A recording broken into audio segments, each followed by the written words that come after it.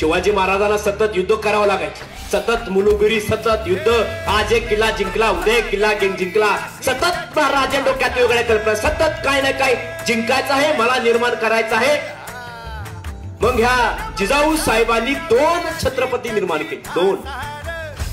बघ आज आपला समाज, आज असं समाजातली मुलं, आज असं समाजातल्या पोरांची जी बनलेली एक वेगळीच वैफल्यग्रस्त अवस्था. आज आम्ही मुलगा जन्माला, मुलाला आम्ही काय द्यावं काय देऊ नये हे सुद्धा मला समजत नाही.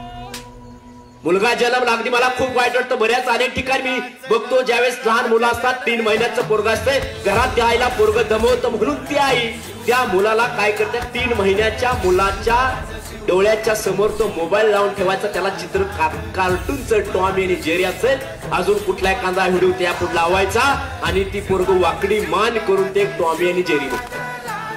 का तर त्या आईला कामामध्ये काम करू देत नाही तो 3 महिन्याचा मुलगा. मग आम्ही हा एकंदरीत समाज, मग आम्ही इतिहास वाचायला सोडून दिला. मग आम्ही त्या मोबाईलच्या एवढाच आहारी गेलोय. मग आम्हाला कुठला महाराजांचा इतिहास माहिती आहे? आम्हाला इतिहास म्हणजे हेच काही माहित नाही.